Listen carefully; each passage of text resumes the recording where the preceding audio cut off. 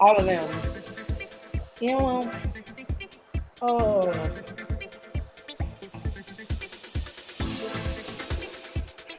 Hey, check, check, 1, 2, check, check, 1, 2. Ladies and gentlemen, boys and girls, cats, chicken, dogs, snakes, and frogs, and all of y'all. It's Tuesday night. You know what time of TI is? It is time for Nightcap Knowledge. Share this live, get everybody in. Let's get this show on the road. Nightcap Knowledge is starting right now.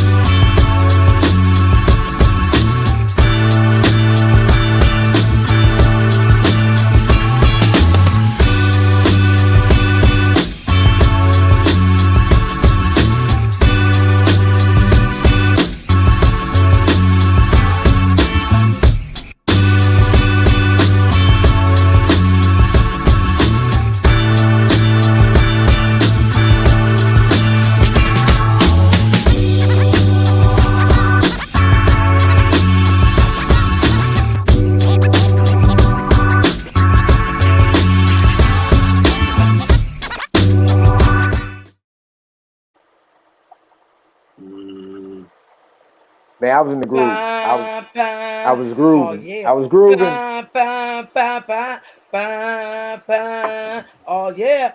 Ba, ba, ba. Oh yeah. Ew, ew, ew. I Oh don't have no yeah. instruments. Oh yeah.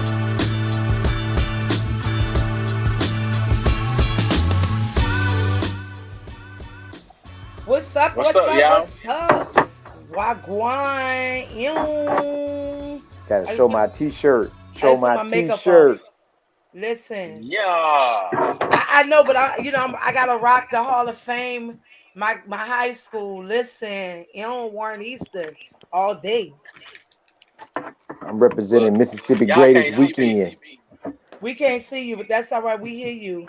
Shout out to DJ George Chuck on the road. He's mobile, but he's tuning in live to make sure we can be here live. So yeah, Man, we running production from the F-150. That's what we call hey, that. F-150 AI. Y'all know we here to put something on your head before you go to bed. Nightcap Knowledge. Go ahead, Mac. Tell them what the show is about. this show is rated black and uncensored, real talk, real issues, real solutions. We're gonna tell it like a T.I. is. Let's make it happen, Captain. Man. So how y'all feeling? How y'all feeling? Y'all know it's our weekly Tuesday, but how y'all feeling? Man, for me, as Chuck know, we're tired, but we're excited.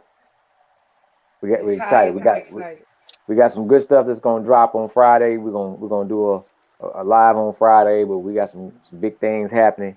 We're tired, but we're excited, and it actually ties in with my mental health minute. Well, So, go ahead on since you already left. Go ahead and drop that mental health minute. so the mental health minute I chose for this week, the challenge of change, right? The challenge of change. Fear and faith can't live in the same house.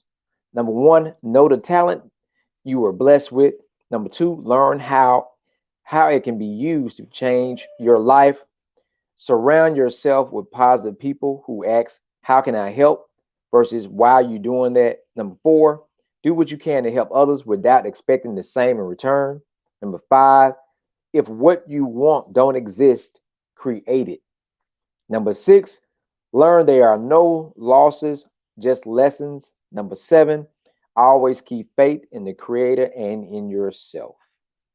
That is my challenge of change that I will extend to a lot of folks. We're working on things, and a lot of times you can doubt yourself because things move different. You have to move different and put you in a different place. Sometimes the places are uncomfortable, but it's a challenge to change, and especially when you're working on a lot of those changes. Sometimes are positive, so it can be kind of scary, but you got to keep pushing. So that's my mental health minute. TBC, talk to us. What you got? What you got? What you got? Listen. I love everything you just said. Make sure you give give us that list so we can put that in our comment sections because I feel like every week, every day, every hour, somebody needs some kind of check-in. So have those check-ins happening. And since we're talking about check-ins, man, look, so I'm checking in with the music and entertainment. I was able to learn of a new show coming to TV1 with Kirk Franklin and his wife Tammy Franklin. They're starting a matchmaker television show, right? And I brought this up tonight because this is the month, along this month and all of the next 4 months to come. We're talking about mental health, right? So when we start breaking it down, this is mental health month, all of May. June is LGBTQ mental health month. July is Black mental health month, and then August is BIPOC, if I'm not mistaken. But it's 4 months of mental health awareness, and I brought this up because in this show, Kirk Franklin and his wife have been together for 27 years, and they are going to pick which couples work best by observing that, right? And so I said that to say, make sure that you're sound for yourself and don't allow somebody else to pick who's best for you. Because sometimes it's okay to be by yourself and love yourself, live in your own world. Because, baby, yes, it's a beautiful thing. So I just want to check in with that. Check out the new show on TV1. Who knows? Some of our guests may pop up in this show, so we never know. So yeah, tune in on TV1. So that's my check-in. And while the F-150 mobile, go ahead, Chuck. What's the groove? He's probably there he Well, is. look at here. Yeah. We here. We here. We're taking a pit stop. A little halfway point to where we're getting home. But we've been in motion today, and we've expanded our offerings as part of our DJ company. Not only do we provide DJ services for your weddings and special events and things like that, but we are now going back to our roots where we began at Tougaloo, and we were providing the audio visual services for a variety of events and business meetings and such. We've gotten back to those things, and today we were able to provide AV services for a pharmaceutical company, and one of those jobs was in Jackson, Mississippi. So ran up, did that. We headed back to the coast so we can be there in the morning for when the boys get ready to go to school, because the most important job that I have is to be a dad and to get them boys to school. And that's something that I love doing. I love seeing them every morning waking up. I get my coffee, we roll out, we say our prayers, and we pray for every day to be successful, because we're walking in our purpose. We're doing it with passion, and we're gonna be on point at all times because we the P unit, baby. Let's go. And that's the groove with DJ George Chuck. I love it. I love it. In the groove, knowing the groove, staying in the groove so you can create the groove. I love that. I love that. Groove. Listen, it's a Always beautiful. find your groove. Always find your groove. Listen, always find your groove because yours versus somebody else is always going to be different. So don't feel like you have to be in the space that they're in. However, celebrate because that's a beautiful thing. Always been in the groove. So tonight, man, let me if it's okay if I can go ahead and jump on in this thing Jump on in tonight. there. Um, shout out to my amazing social B marketing and communication PR family. These women work so hard, and I know Tonya is a lot. And they are very patient because I have all of these ideas that are in my head. And being that we were coming up on this month for mental health awareness, I told them, I was like, well, look, what if we could do like a roundtable forum, something? And they immediately jumped on it. And I was inspired because what I've been learning in school, grad school, as well as being an educator for so long, that the attachment, well, let me say right, love can be an attachment, it can be a self fixture, it can be an addition to, um, it can be a bit painful, especially when you're given a love that doesn't look the same as a person normally would see it or feel it. It has so many different characteristics of love, right? And I was telling them through tears and all of these different things that as an educator, I've seen my students pour out in so many ways of asking me for love with different languages or different contexts or different behaviors. And so I was telling my team, and then I was telling my professor at Tulane. Shout out to Black American Music Program over there at Tulane University, uptown. I was telling my professor, Dr. Bryan, and Professor Jesse McBride, and Dr. Sakakini, and Dr. Parker, all these amazing doctors, Dr. McBride. I was like, I feel I want to go more into a world of an unorthodox world of music therapy or art therapy. And what I learned was, as a preacher's kid, a lot was shunned from me. Not to keep it from me, but it wasn't the walk of what I was being raised up in. Does that make sense? That makes sense to y'all? No? Can y'all hear me? Okay. You get what Break I'm it down saying? a little bit more. Okay. Break it down a little bit more. So because I was brought up to, ye shall know the truth, and the truth will make you free. Study to show thyself approved unto God, a workman need not be ashamed, right, at dividing the word of truth, 2 Timothy 2:15. I was taught to turn the other cheek. I was taught um um a bit of almost like being afraid of God. If you do this, God is going to do this. If you do this, God is going to do that. So being brought up in this manner, and not understanding that if God loved me so much, why would I be smited for just being who I was called to be? And so I had to learn those things in my adult life. I mean, I've been robbed at gunpoint. I have almost lost my life due to um, tragedies in New Orleans, of weather-related hurricanes, suicidal attempts, thoughts, and all of these things, right? And if God was going to hurt me, I would have been gone a long time ago. So I had to find the relationship and understand God spiritually and have a relationship with God in order to know what God was calling me to do. And a lot of that came from me taking the journey to heal. So what I've been doing in my classroom is meeting the kids where they are and healing them there. Like I have one kid who was screaming at me every day, raise his voice, and I had to raise my voice to let him know who he was dealing with. You know, like I ain't the one, son. You got the right one, son. Step to me and watch what happens. So all of these things I've learned through teaching experiences, working in the prison for over 20 years, 12 years, working in the prison, working with Black men. And I would share these things with my team. And I was like, I want to do something. I said, because every third Tuesday is our mental health moment. Is there a way we can do something to um, make the world even more available and aware, make the world aware of the available resources for our people, and to not be ashamed to seek the help that they may not know they need. And so they came to me, it was like, let's do a forum. So I approached you all and I was like, what y'all think about it? Shout out to Dr. Fred in the comment section. We thought you was going to be on here. Where you at? Um, so tonight, our forum kicks off with Dr. Brian Turner. What's beautiful is I met this brother at my frat's bar jazz in New Orleans, and the, I had been drinking. Y'all know, if y'all know me, y'all know I enjoy my spirits and my wines.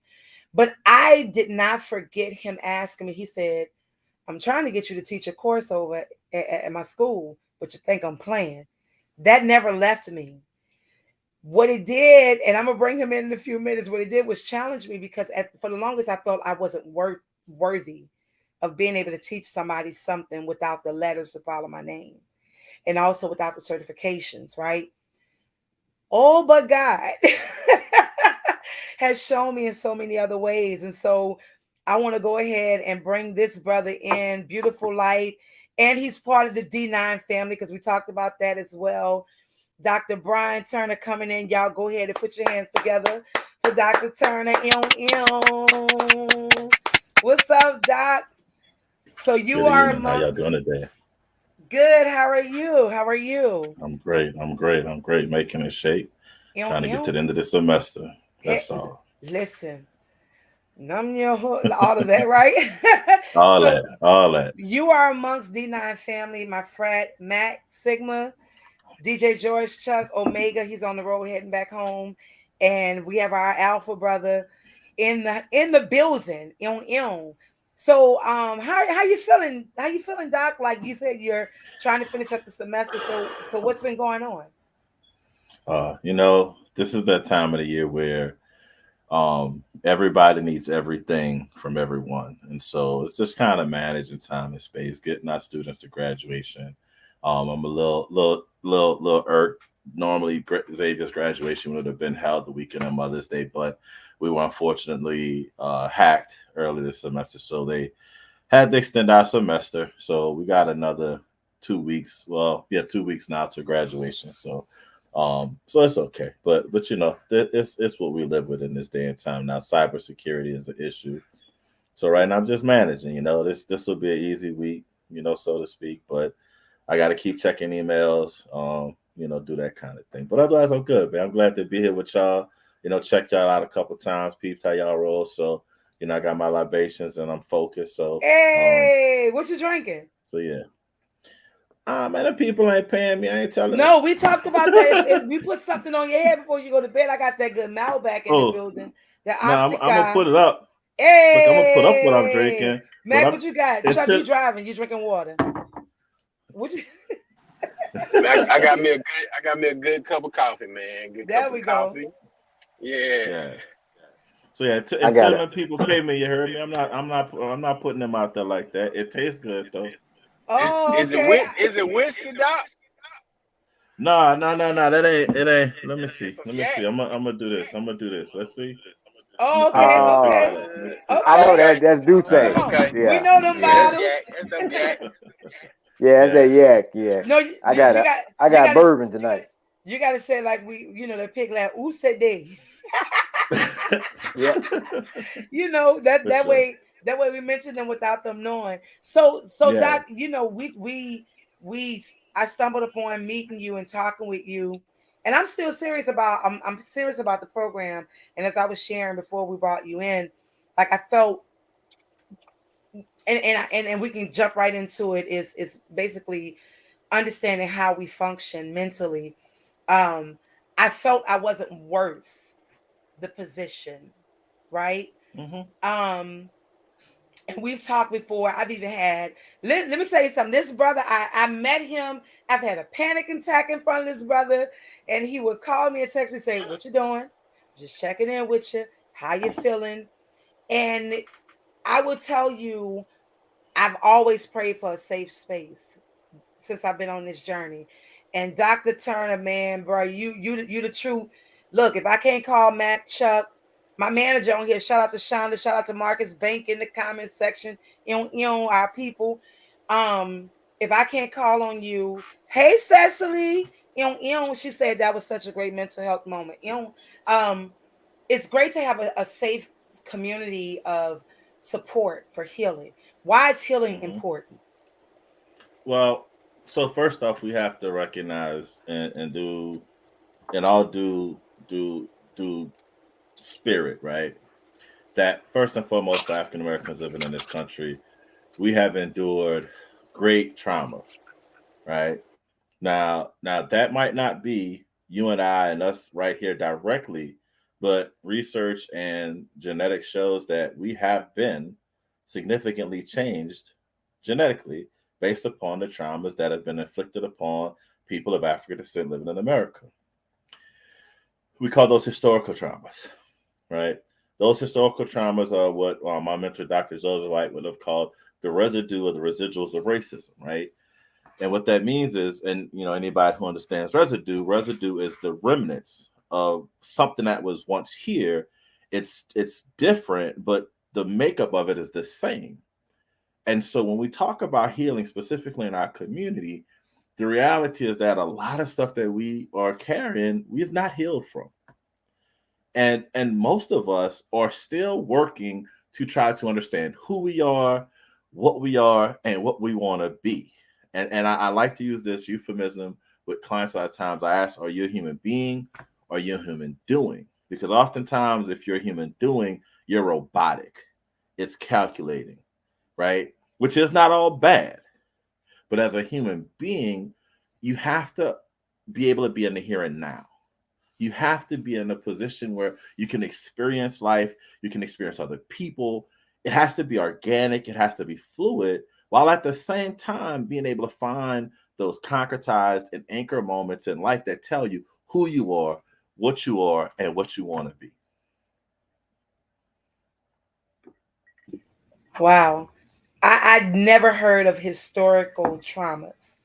Never heard of that. Wow. Mac, feel free to jump in because Mac is also our in-house therapist. Dr. Fred is one of our other in-house therapists. I'm trying to figure out why he's not here because this is like, but anywho, Mac, feel free to jump in.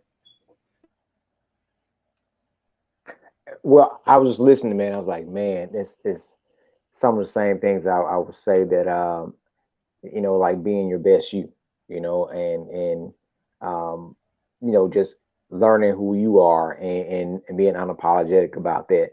I think those things are very, very important. Um, I would guess we were asked, what are some techniques to help people to see those things about themselves and to embrace those things about themselves when society is constantly telling you something different? Yeah. So, I look around our backgrounds, and so what I'm gonna do, I'm gonna say, I know you see that, fam, that right there with my shoulder, right, that shoulder. Then I'm gonna slide this way, and you can see this, a little bit of that black and gold right there, right. So one of the things that I think about is, then I got over this shoulder here, I'm coming back and repping that '06, and then over here, I'm hitting with the Dr. Turner's way.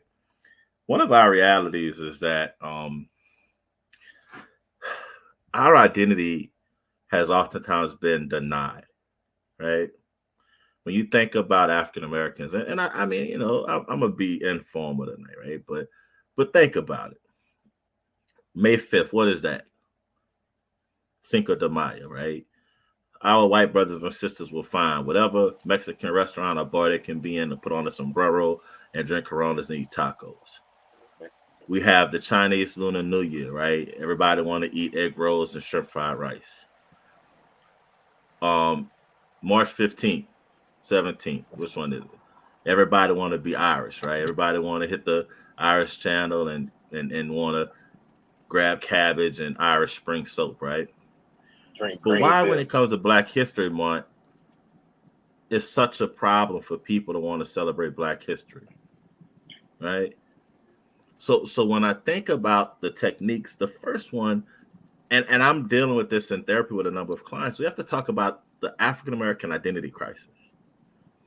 And what that means is that so many of us have been denied our ability to be our fullest selves, but historically and culturally, we've not been able to be our fullest selves in its totality collectively, right?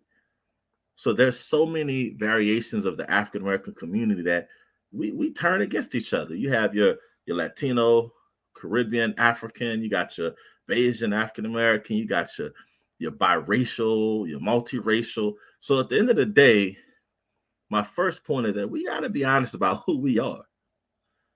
We're not a monolith, but experiential wise, in this country, if your skin look like mine and yours and yours and yours, you're black. You don't get a pass. So one of the first things is I really ask folks, let's be honest about who we are. Because when we're honest about who we are, then we can begin to take the steps to deal with those historical traumas, to deal with the things we're dealing with in the here and now. So how do we do that? Let's be real.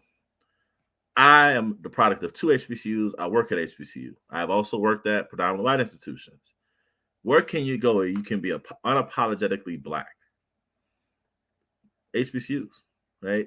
And so even here in the city of New Orleans, and I attended Jackson State, and I remember for the most part, a lot of the anchor institutions that really provide that grounding for black folks, we as black folks are starting to not rely on and support.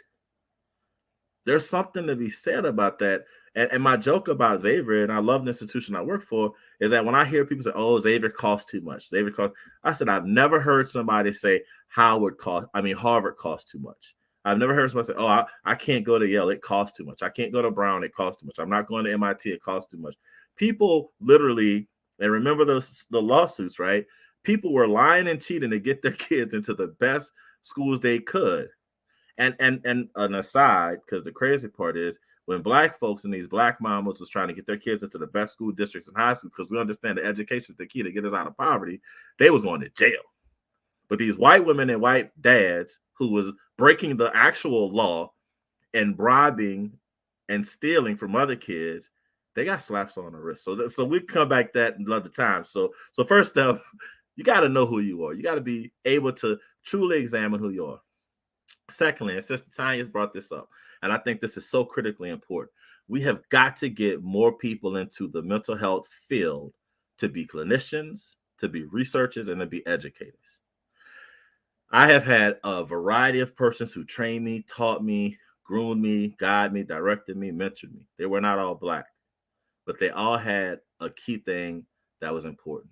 They understood the need for me to be in the space as a black man to provide services to other black people and brown people. So we have to bring along more people into this space. Matter of fact, Tonya, that's actually why I really came home. That was a key component that I said. I was having experiences with African-American students getting into grad school, and I found that those students were okay.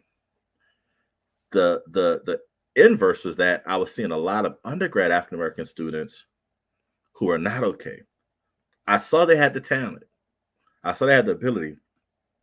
But there was little things they were missing, right? There was little things they were missing. I was like, so what if I'm in a space to guide those undergrad students to get into grad school? Because I know once I get them into grad school, they're going to be okay. So I was looking at it and Xavier, because it's in New Orleans, and I wasn't ready to go to Baton Rouge and Southern. And I said, you know what? Xavier's going to be the place. I want to get to Xavier. So that's the second thing. We got to find people to get into this field. Then the third thing I would say, and I think this is probably the most important, we have got to get back to providing a true community/family base for our community. The Divine Nine, our civic organizations, we've got to get back to grounding our communities. We got to get back to being a village. Those are the cornerstones of things that I work in my spaces now, that I teach about, that I research, that I would say those are our steps that we have to start to do to address this issue. Sorry for the long answer. No, we go ahead, Chuck. It sounds like you want to chime in, Mac. Yeah, I'm agreeing with a lot of what you're saying, Doc. I think what I want to add to the conversation is you talked about having like this space. Like, one, you gotta have a place where you can begin to know who you are. And I think having a place like where we are, which is on Black with No Chaser, where a person can be their most authentic black self and not have to tone it down. Like if you're blurred and you like anime and you like Dragon Ball Z, it's totally fine that's who you are. And if I like sports and I like to go to fraternity events and I want to go hunting and ride four-wheelers, it's totally okay that's who I am, because as a person, being able to know who I am, I can then respect the whole person that you are and be like, you know what, that's dope that you like that, man. Let's talk about, like, you know, teach me about what you like, and I'm gonna teach you about what I like, and then at some point we become friends, and then it all happened because of a place like you say, Jackson State, Xavier, Tougaloo. But these places and these spaces are under attack, and this goes to your point about, you know, we can go and celebrate, and I'm saying I'm talking about, you know, the we that is us, like our community, Africans living in America. We can go and celebrate Cinco de Mayo. We can go drink green bill. We do all of these other things, and we won't hold up, and we fold up when it comes to Juneteenth and to, you know, the different cultural celebrations that some of our elders have been trying to champion for years. And it's perplexing for me that we won't stick up for these cultural traditions that have survived, not necessarily thrived. They have survived, you know, the past, let's say, couple 100 years or so. And now we find ourselves in 2023 where the legalization of the erasing of Black history is on every legislative docket agenda. Yeah. In the you know, the deep South, let's say.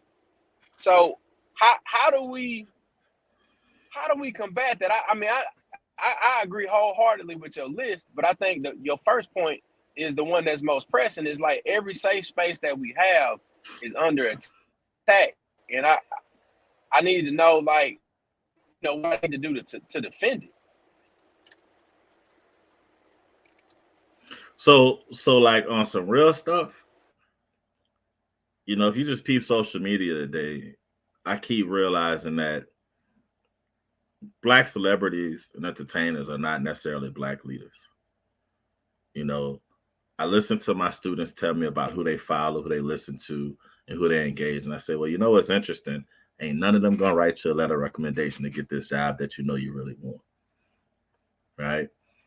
And that's why I said the last point, you know, to your point, Brother George, is that it's that relationship, right? Is that how do we protect these spaces, but we're not building a community where we feel comfortable having these conversations. And it's ironic what you said, because I kind of sat in that space, right? So all district, tight end, sports, athletics scholarship to play football at Southern, never lost to Grambling, by your classic scholar athlete of the game, 3 national championships, blah, blah, blah, blah. But I graduated cum laude.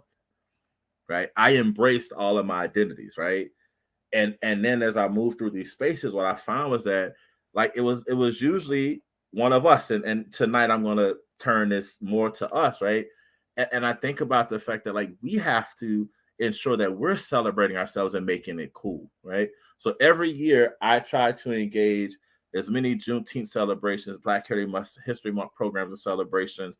I try to make sure that those things are at the forefront of what we do. And by being at HBCU, I'll call Xavier out and any other institution that I'm affiliated with, Dillard, Southern, Grambling, Tougaloo, Jackson State, Alabama State, any of them, and I'll be like, why aren't we promoting this, right? Because the reality is just what we're getting at, is that like we have to be able to tell our kids it is okay to be a multi-dimensional African American and be as Black as the person next to you. Just because you don't eat chitlins and listen to soul music, right? That doesn't make you Black. You know, I mean, I joke about this, and please don't nobody crucify me, but I'm sorry. You could give me Rachel Dolezal, because she did more for Black folks in some spaces than Black folks do for Black folks. I ain't giving our passes that she could be Black, but let's be honest. We ain't going to get through this without some allies. We're not going to get through this without some people on the other side. And my analogy oftentimes is, How do you get lions to stop eating zebras? What's going to happen in that space? Zebras are being eaten by lions on the Serengeti. Man, look, bro, I don't like getting ate, bro. We got to do something. The simple point is that it's going to take a lion to tell lions, yo, man, I met some zebras. They're actually pretty cool. And they don't want to get eaten no more. So I think we need to stay cool. Like if you actually kick it and get to know them, they'll be cool. So my point is that we got to come together as zebras to say, well, we don't want to kill us anymore. We don't come together enough. And I call us to task because it's our elected officials, it's our churches. Once again, it's the Divine Nine, it's our civic organizations. We have got to the point where, as it said, I like what brother said, we have to start loving on our Black people and stop hating on our Black people. Right? We have to be that thing. And as it was said, we have to be the change that we want to see. And I always come back to something Dr. King said, many times in the letter from Birmingham jail, he said, in society, we have to decide, are you going to be a thermostat or are you going to be a thermometer? At some point in time, we got too many Negroes who like eating and being wealthy. They just want to be thermometers. They just want to tell you the temperature. We've stopped making thermostats. We got to set the temperature. We have to decide that we're going to be the ones to turn the heat up. That's what we got to do, bro. It's time to turn the heat up. Go ahead, Chuck. No, look, I'm just getting ready to get in. Let's keep it going because I thermostat ass niggas. Go ahead, Matt. Well, what? And I hear the brother talk about identity crisis, and I think about Dr. Amos Wilson, who laid the platform and groundwork for all that we see right now. And there's not one department in the South or in HBCUs that teaches and uses in his work when it comes to psychology and social work and understanding the Black community. No. I do. Hold up. Well, we you do. We did at Southern. We taught that. I was taught it at Southern. Dr. Reginald Rackley. We do it Dr. at Amos Xavier. Wilson work. Yes, sir. And you the first person I ever heard say it. And I've been pushing this and letting them know that everything that we see now, as the old folks said, there's nothing new under the sun, right? And we done dealt with this before, and someone has done the work to break it down on what we need to do. But you don't seek to get healed unless you know you're sick. Yep. And what has happened is we have become we normalize chaos and normalize sickness, and folks don't want to recognize that the real situations and who we are. You can't save nobody else until you learn how to save yourself. You don't know who you are, and you got to accept and embrace that. And what you were saying about the other point was about how we are quick to embrace other things about other folks. I learned a while back why Morgan Freeman don't celebrate Black History Month. And he was doing an interview with a Jewish reporter, and he said, tell me when is Jewish History Month. He said, tell me when is White American History Month. He said, why is my history only dedicated to 1 month? There is no American history without Black history. And that's one thing that I was like, I don't participate in a lot of those holidays that they set aside for us to be Black, that they are comfortable with, and I think those are the things that we got to start with us, and we preaching to the choir. We trying to get white folks to understand about Black. We got to get Black to understand about Black and live our life unapologetically and not worry about what their response are. Go ahead, Tom. I want to jump in because I was looking at what Michelle, when she said we have to start loving on our Black people, stop hating on our Black people. The first thing that came to my mind was, of course, everyone knows I'm in the music industry, been in the music industry over 20 years, almost 30 years. Also in the educational system by almost the same time. What I have learned and have seen over the decades is working in these school systems pre-Katrina, when there was Orleans Parish School Board, it was predominantly us in the school systems, right? Post-Katrina, it's more diverse. But I've learned and have seen how us as Blacks or Africans living in America are so quick to succumb to other ethnicities. And when I say something or someone who looks like me says something, it's a problem. And the first thing I thought, I went back to the historical trauma that you mentioned earlier. And the first word that came to me was Stockholm's, because I recently learned of my own bout of Stockholm's, when you're somewhere you don't realize you're somewhere, and you're there and you've succumbed to this space and all these things.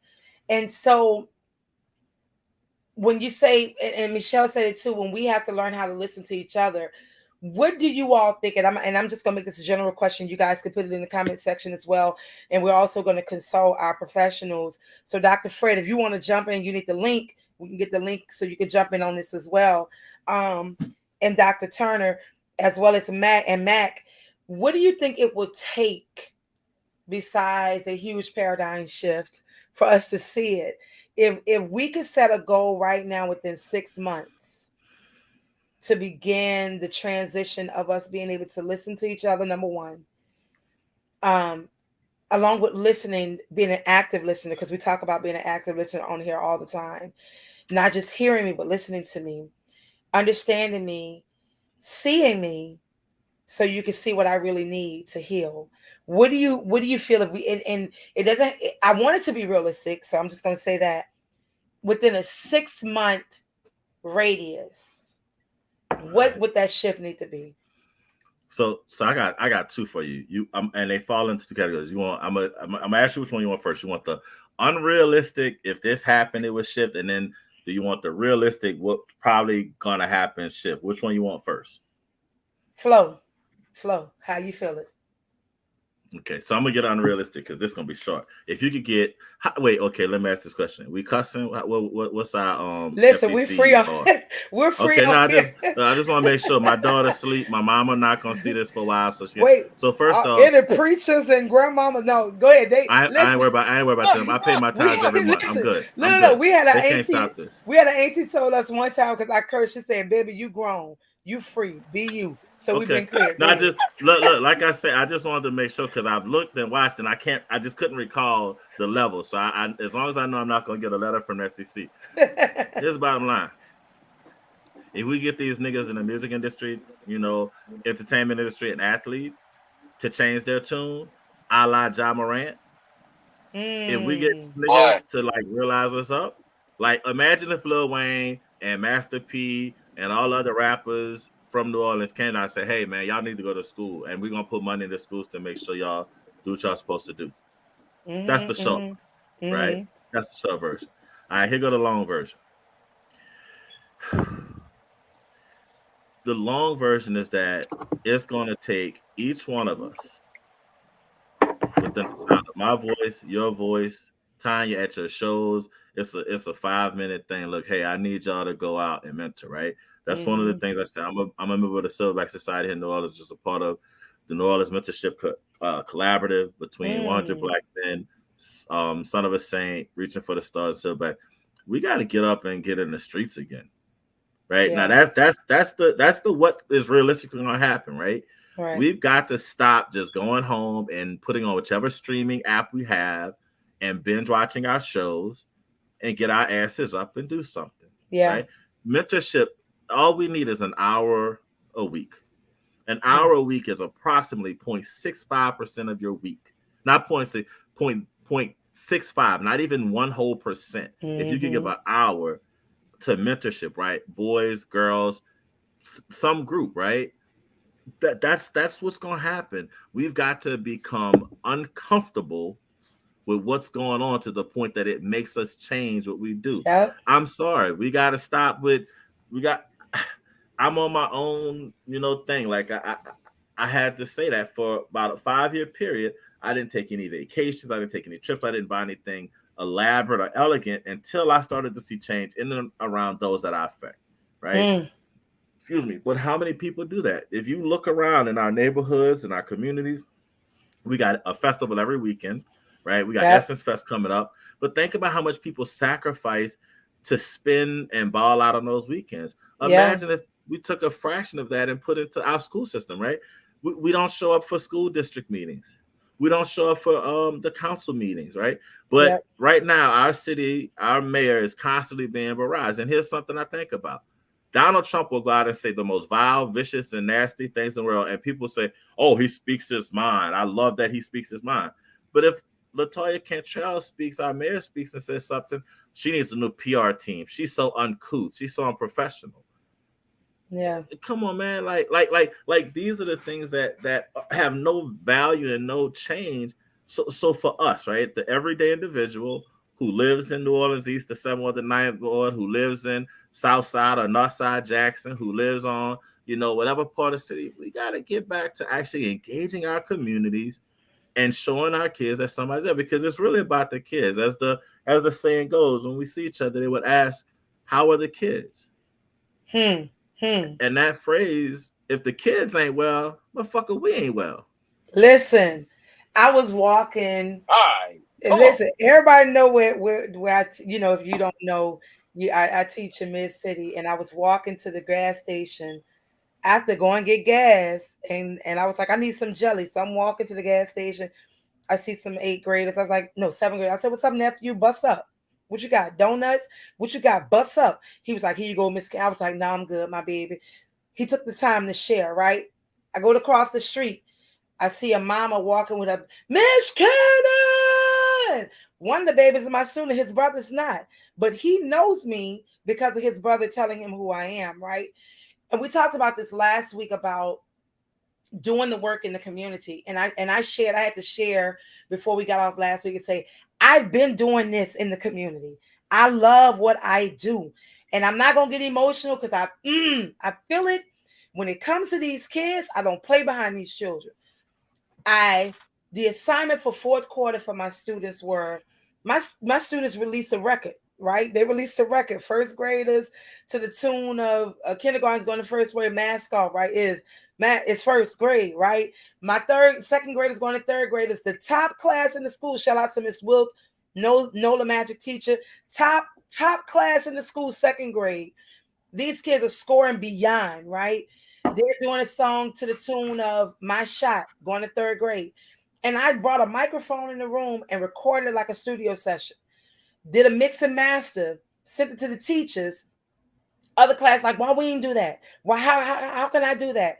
And the thing is, it's not to say what we did versus what we didn't do. It's to show y'all the capabilities of what we can achieve if we work together. And so seeing these parents, some parents who didn't like me because they feel like I'm harsh, I'm hard. I don't care. At the end of the day, it's about your children. So when your children are able to come home and recite, lift every voice and sing where it come from, why it's important, why I should sing it, why I should know all 3 sounds. Yeah. You know what I'm saying? Yeah. So it's being able to educate our kids where they are. Former inmates still message me to this day on social media. What's up, Cap? I said, baby, I ain't Cap no more. I'm telling you, you free. But it's here that they forget, right? And so I get passionate about our healing because I know from whence I've come.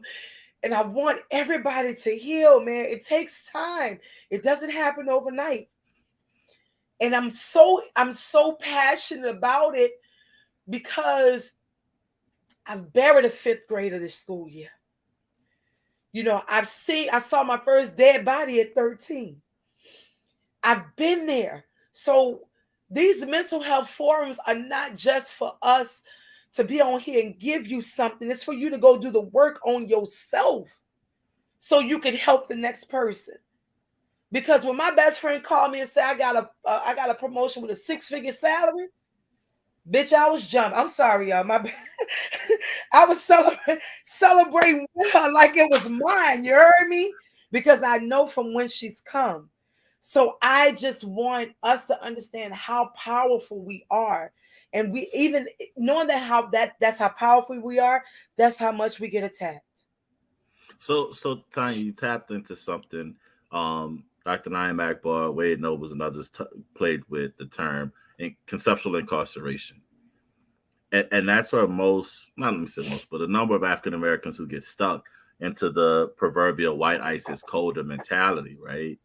That they buy into the notion that everything Black is bad and needs to be rejected. And I kind of look at the Morgan Freeman thing and some others who, have gotten out front and they talk about detaching from this identity of being Black, African American, person, African American. And that's fine because they're rich, right?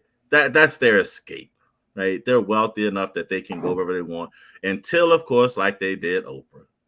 Oprah thought she could go in that store in France because she was Oprah. They said, no, sorry, we're closed, right? Until they have those moments that brings it back down to earth, they feel they can escape. And Tonya, you're tapping into something. So one of the things I want to make note, right? Shout out, first off, to everybody on here, once again, giving y'all love and the space and understanding where we're coming from. And so we tap into is that really mental health is not about a prescribed approach to what should happen within the therapeutic relationship, because we know that the majority of people who are diagnosed with a mental health disorder are going to be able to walk this planet, walk this earth, and never see a psychologist because they deal with it. They're told from little kids on up, toughen up, deal with it, you'll get through it, pray it away, drink it away, have it. So, and we're not judging anybody, right? And even then, we know that the largesse of people who have significant mental health disorders are very much a small number. We're only talking about 2 to maybe 5% of the human population that are going to be diagnosed with a psychological condition that causes them to have to be hospitalized and housed in a space where they are cared for around the clock. So that means most of us may appear normal, but we're not. Right. But we're not. Right. We are dealing with it. Right. So the majority of help that we get is not going to be in a therapeutic space. It is through the things that I'm trying to put out there tonight to let people know you ground yourself in who you are. You ground yourself in your processes and in the things that you give to. Y'all were talking before I came on about this word, altruism. It's the belief that I can give to other people without expecting anything in return. But see, there's a little nuance with that, right? See, because I give to other people and I do for other people, I will get in return. Because see, just like you said, Tonya, when I was living in a little different part of the city, I used to slide through. Nobody knew I was a doctor. I would slide through. I had a little dude look, come out the crib. I spot him doing hand to hands across the street from the house. Okay, I'm like, okay. So I slid to his mom. I said, look, man, let me tell you that. I said, I don't know if you know what your son doing. I said, but I'm gonna tell you this. Tell your son stop doing hand to hands in front of the crib, because I don't want to have to call in people. I said, I ain't trying to hate, but I need him to move, because if I don't see it, I ain't got to call in people, right? Little dude can't say, man, I appreciate that, bro. I ain't really mean for you to see that, and my mama know what I'm doing, but I know it's not the best thing. I said, bro, what you need to do is really think about it a whole lot better. Everybody may not be okay with you doing, so you need to be better about it. You need to not be so careless to put yourself in. I say, you think about who you're dealing with, because if everybody knows what you're doing, you become a target. Yeah. Right. So after that, now I got a little partner who, hey man, somebody was looking at your truck. All right, thank you. Let me know, right? Say, bro, big homie, you good? You need anything? I'm going to the store. So like you said, Tonya, and once again, my very big missive at this point in life as I'm moving into that kind of elder, stage, bro. We really all for us. We're aunties and uncles. Teeters and aunts. Teeters and aunts. Right? Oh, uncle. Oh, yeah. So one of the things to come back to the point that I love to make is that we have to remember to ground our communities and families with who we are. Yeah. Because even in that sense of everything that's going on, when I know who I am, you can't tell me different.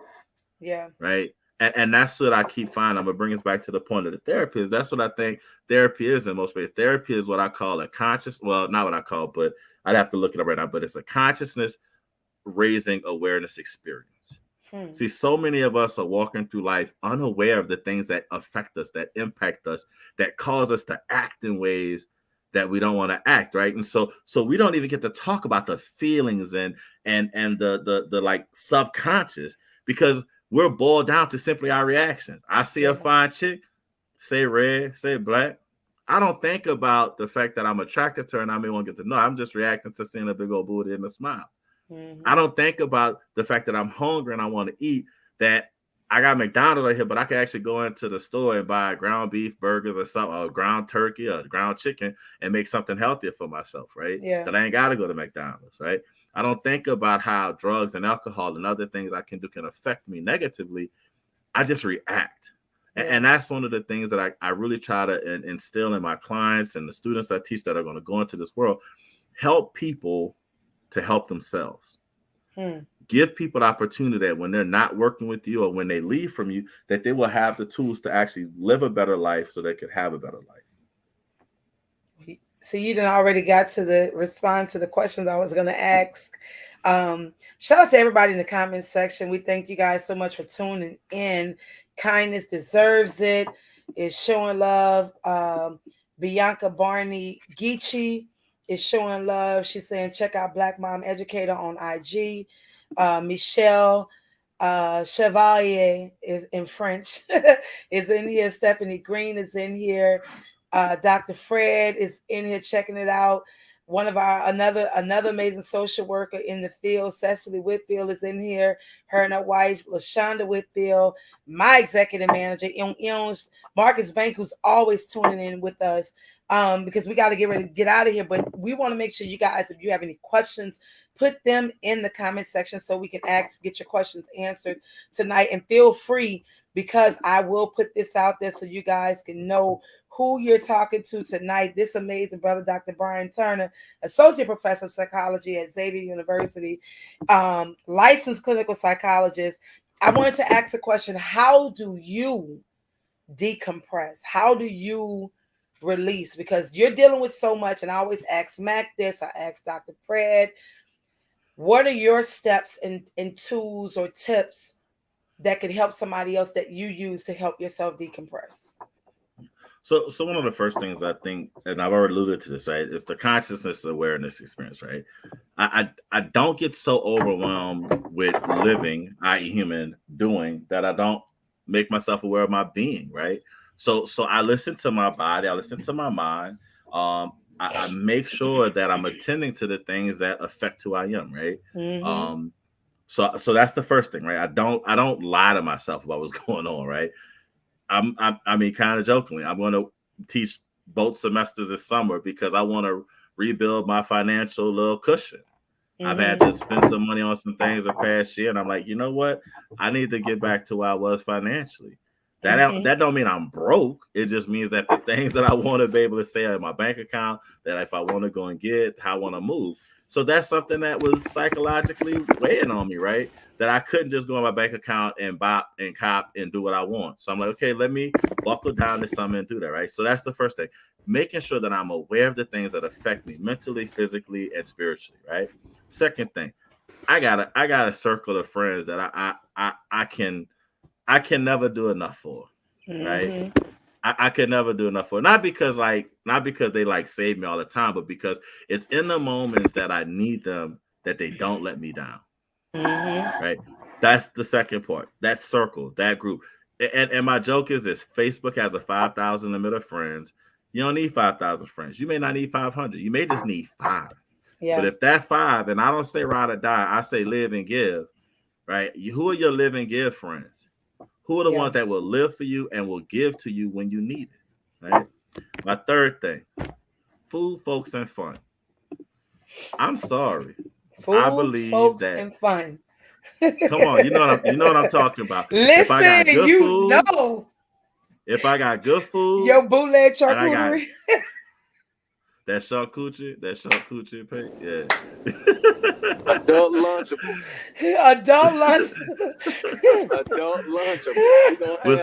With some, yeah. If I got good food and I got good people, we're gonna have a good time. Yeah. Right. Yeah. That's the last one. I think that's the piece about outside of the circle of friends, but you gotta find those things that allow you to be you.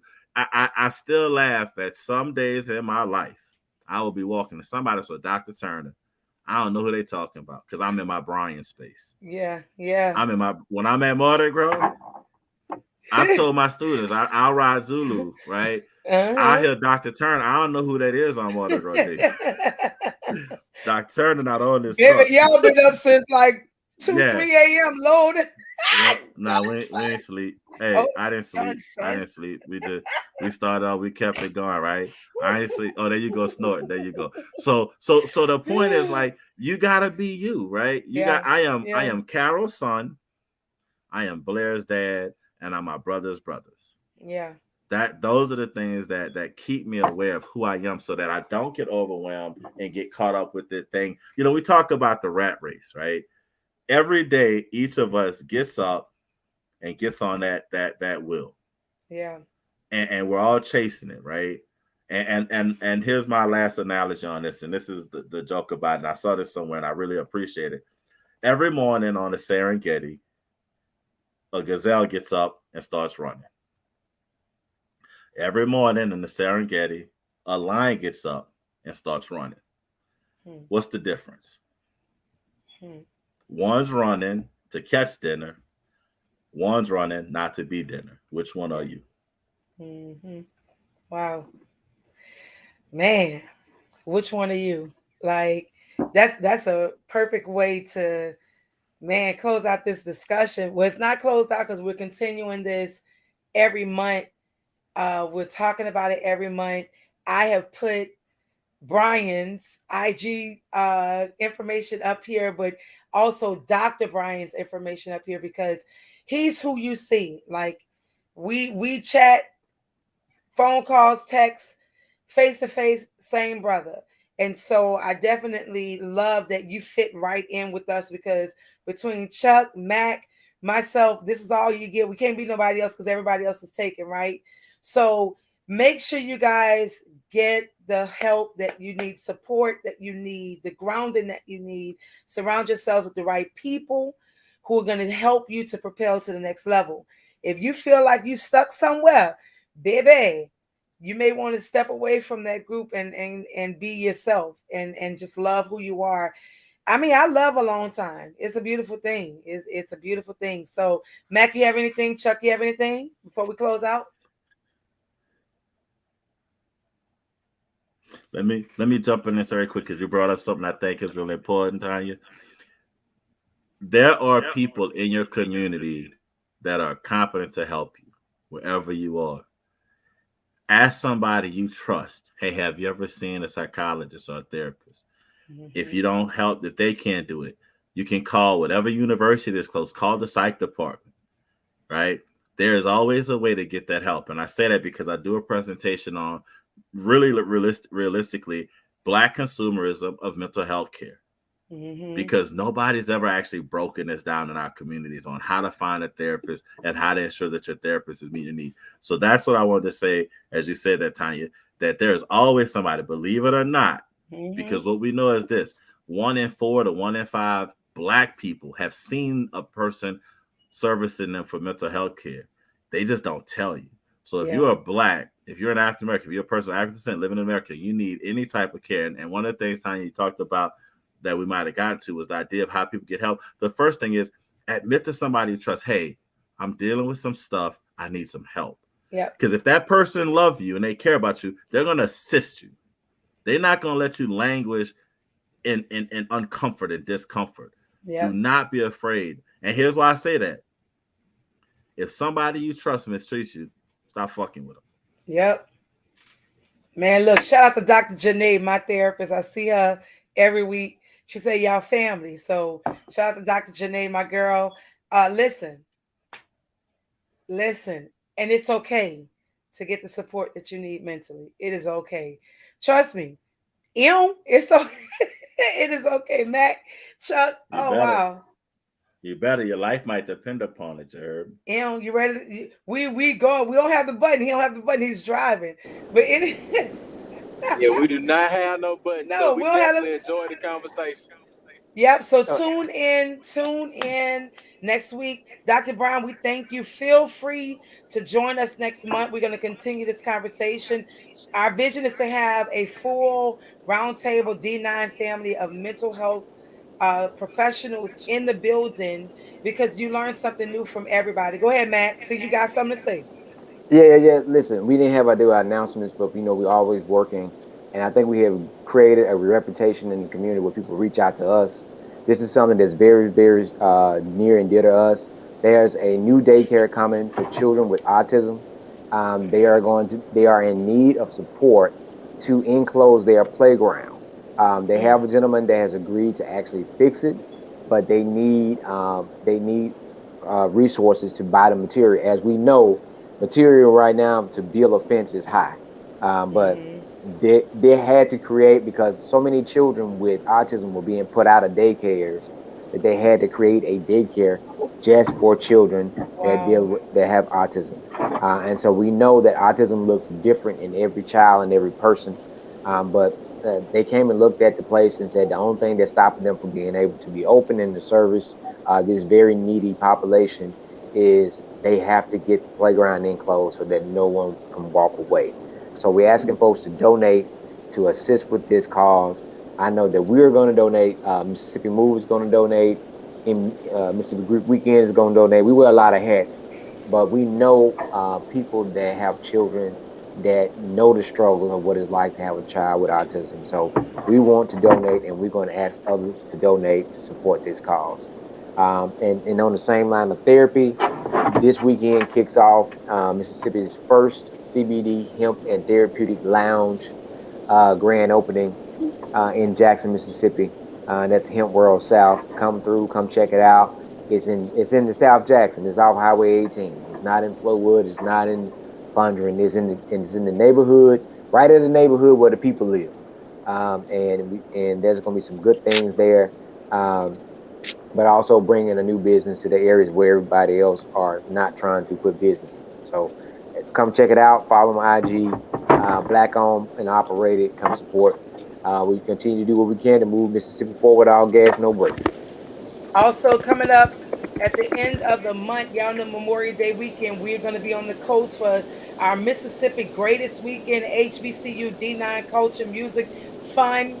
We are about our pillars, scholarship service, brotherhood, sisterhood. Y'all know we take care of our community. So make sure y'all go ahead and book your hotels May 26th through the 28th.